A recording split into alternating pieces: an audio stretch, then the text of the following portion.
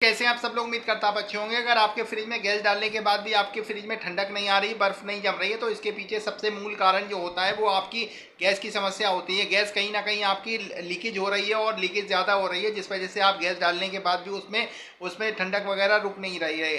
तो सबसे पहला यही कारण होता है। इसके अलावा भी कुछ कारण होते हैं। इस वीडियो में मैंने आपको मुख्य 4 कारण बताए हैं। ये 4 कारण आपको ये समझ में आ जाएगा कि आपके फ्रिज में ठंडक वगैरह गैस चार्जिंग के बाद क्यों नहीं आ रही। चलिए जानते हैं। पहले पॉइंट में अगर बात करें कि अगर आपके फ्रिज में गैस चार्जिंग करने के बाद भी आपकी ठंडक नहीं आ रही है, तो ये ठंडक आपकी कहीं ना कहीं आपके फ्रिज में कहीं ना कहीं ऐसी जगह से लीकेज हो रही है जो बहुत ज़्यादा है और वो दिखाई नहीं दे रही है।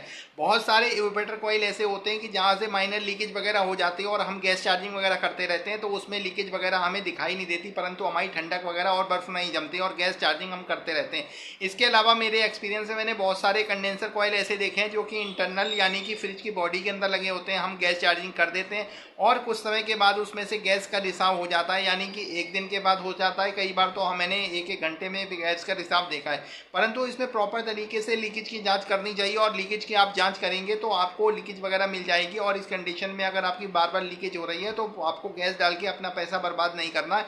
और कस्टमर भी इस चीज़ को ध्यान रखें कि अगर इस तरीके की समस्या आ रही है तो प्रॉपर लीकेज की जाँच करवाइए। और मैकेनिक भी इस चीज़ को ध्यान रखें कि प्रॉपर तरीके से लीकेज की जांच करना चाहिए, क्योंकि कस्टमर का टाइम भी खराब होता है, पैसा भी खराब होता है और आपका भी होता है। तो इस चीज़ को आपको ध्यान रखना चाहिए।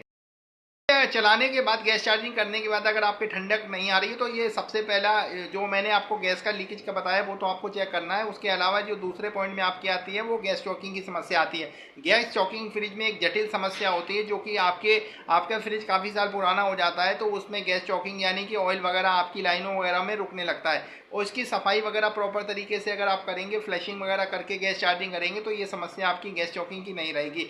इसमें आपको और भी इसका ध्यान रखना चाहिए कि कैपिलरी ट्यूब की फ्लशिंग वगैरह कर देना चाहिए और संभव हो सके अगर ज़्यादा आ रही है कैपिलरी ट्यूब को आपको चेंज कर देना चाहिए। और फिल्टर वगैरह आपको बिल्कुल भी आपको नज़रअंदाज नहीं करना चाहिए, फिल्टर आपको बदल देना चाहिए। और खासकर बरसात के मौसम में गैस चार्जिंग करने से बचना चाहिए। और अगर इस्तेमाल कर रहे हैं थोड़ी धूप वगैरह निकलती है तब आप गैस चार्जिंग करें। इसके अलावा आप एंटी मॉस्ट का इस्तेमाल करेंगे तो आपकी ये समस्या नहीं आएगी। और गैस चॉकिंग वगैरह आपकी जो होती है वो आपकी कहीं ना कहीं आप लंबे समय के लिए फ्रिज को बंद कर देते हैं तब भी ये समस्या आ सकती है। तो आपके अगर फ्रिज में गैस चार्जिंग के बाद भी आपकी ठंडक वगैरह आपकी जा रही है तो इसके पीछे आपके कहीं ना कहीं गैस चॉकिंग है। और गैस चॉकिंग में आपको फिल्टर वगैरह और प्रॉपर तरीके से कंडेंसर की फ्लशिंग वगैरह कर देने चाहिए, तो ये समस्या आपकी नहीं आएगी। फ्रिज में गैस चार्जिंग करने के बाद आपके फ्रिज में ठंडक वगैरह नहीं आ रही है तो ये कहीं ना कहीं होता क्या है कि मैकेनिक वगैरह बहुत जल्दबाजी में काम करते हैं और गैस वगैरह वगैरह से अपने जो फ्रिज की गैस चार्जिंग जो करते हैं कस्टमर की अच्छे तरीके से उसमें गैस चार्जिंग नहीं कर पाते हैं। यहाँ पर अच्छे से गैस चार्जिंग का मतलब ये होता है कि समान मात्रा में गैस चार्जिंग होनी चाहिए, ना कम होनी चाहिए ना ज़्यादा होनी चाहिए। तो ये बहुत सारे कस्टमर का भी ये मैंने देखा है कि वो ये कहते हैं कि भैया थोड़ी सी ज़्यादा गैस डाल देना, ज़्यादा बढ़ा देना, परंतु ये सही नहीं होता है कि जो गैस जितनी पड़नी होती है उतनी ही पड़नी चाहिए। अगर आप ज़्यादा गैस मैकेनिक अगर बढ़ा भी देगा तो यहाँ आपका पानी पानी बना लेने लगेगा, बर्फ़ नहीं जमेगी। तो इस कंडीशन में मैकेनिक को भी अच्छे से गैस चार्जिंग करनी चाहिए और कस्टमर को भी इस बात को ध्यान रखना चाहिए कि गैस अधिक होने से आपकी कूलिंग नहीं बढ़ती, आपकी कूलिंग कम हो जाती है। आपके फ्रिज में गैस चार्जिंग कर रहे हैं और गैस चार्जिंग के बाद आपकी ठंडक वगैरह नहीं आ रही तो ये कहीं ना कहीं आपके टाँके वगैरह ब्लॉक हो सकते हैं। होता क्या है कि जब हम ब्रेजिंग वगैरह करते हैं तो ब्रेजिंग वगैरह जब टाँके वगैरह लगाते हैं तो उसमें प्रॉपर तरीके से टाँका तो लग जाता है, परंतु उसमें टाँके में जो जो दो पाइपों के बीच में रहता है उसमें जो आपका कॉपर रॉड का जो मसाला रहता है यानी कॉपर रॉड का जो भी रहता है वो टाँका आपका ब्लॉक हो जाता है। तो ये टाँका जब ब्लॉक हो जाता है सक्शन लाइन से या डिस्चार्ज लाइन से तो आपकी गैस रुक जाती है और गैस जब रुक जाती है तो ठंडक समाप्त हो जाती है। तो आपको इस चीज़ को देखना पड़ेगा कि आपका टाँका कहाँ से ब्लॉक है। मैकेनिक भी इस चीज़ को ध्यान रखें कि टाँका वगैरह लगाएं, अच्छे से सफाई वगैरह करके लगाएं और पाइप अच्छे से डालेंगे तो ये आपके लिए अच्छा। को यहाँ चार कारण बताएं कि अगर फ्रिज में आपके गैस चार्जिंग कर रहे हैं और उसके बाद आपके फ्रिज में ठंडक वगैरह नहीं आ रही तो आपको 4 कारणों को देख लेना चाहिए।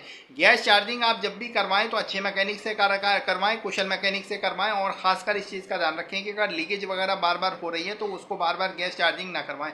इसमें समय पैसा दोनों का बर्बाद होता है। कस्टमर को भी ध्यान रखना चाहिए, अच्छे मैकेनिक से कार्य करवाना चाहिए और जो मैकेनिक आ रहे हैं काम करने के लिए वो भी बार बार गैस चार्जिंग ना करें, क्योंकि समस्या कहीं ना कहीं है, लीकेज वगैरह आपकी हो रही है तो लीकेज की जांच करवाएं। बाकी ये 4 पॉइंट अगर आपको समझ में आए तो लाइक और शेयर करना। चलिए अगली वीडियो में मिलते हैं।